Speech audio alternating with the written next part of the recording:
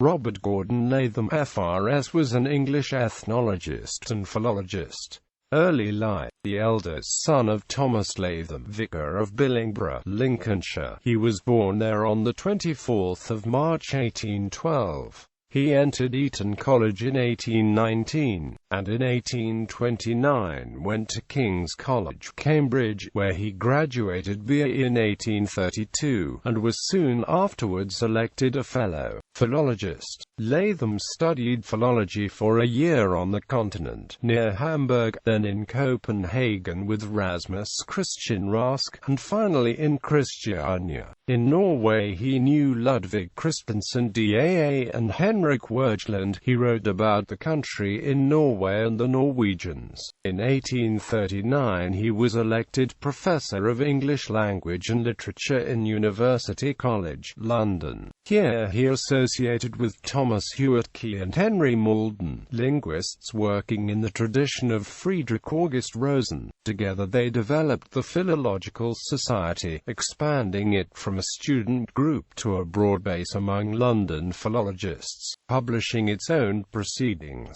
Medical career: Latham decided to enter the medical profession, and in 1842 became a licentiate of the Royal College of Physicians. He subsequently obtained the degree of MD at the University of London. He became lecturer on forensic medicine and materia medica at the Middlesex Hospital, and in 1844 he was elected assistant physician there. Ethnologist: Latham was more interested, however, in ethnology and philology. In 1849 he abandoned medicine and resigned his appointments. In 1852 he was given the direction of the ethnological department at the Crystal Palace, as it moved to Sydenham. Latham was a follower of James Cowles Pritchard, and like Pritchard took ethnology to be, in the main, the part of historical philology that traced the origin of races through the genealogical relationships of languages. He frequently lectured in this area. As a baseline he used the three-race theory of Georges Cuvier, along with Pritchard. However, Latham criticized Cuvier's use of the Caucasian race concept, and he preferred to avoid the term race, referring instead to varieties of man, as a reaction to the rise of polygonist theory around 1850.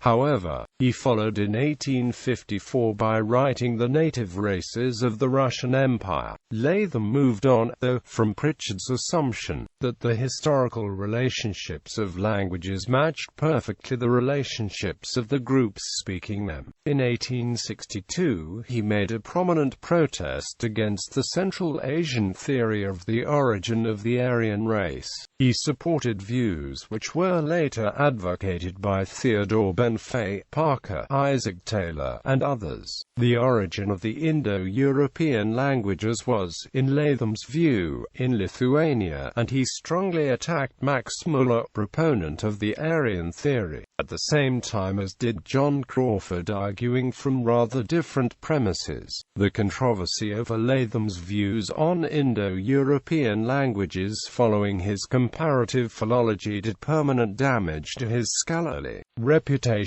Later life: Gordon Hake wrote in his memoirs of Latham's habit of pleading poverty and asking for money. In 1863 Latham obtained a civil list pension. In later life he was afflicted with aphasia, and died at Putney on 9 March 1888. Works: in 1841 Latham produced a well-known textbook, The English Language. He devoted himself to a thorough revision of Samuel Johnson's Dictionary of the English Language, which he completed in 1870.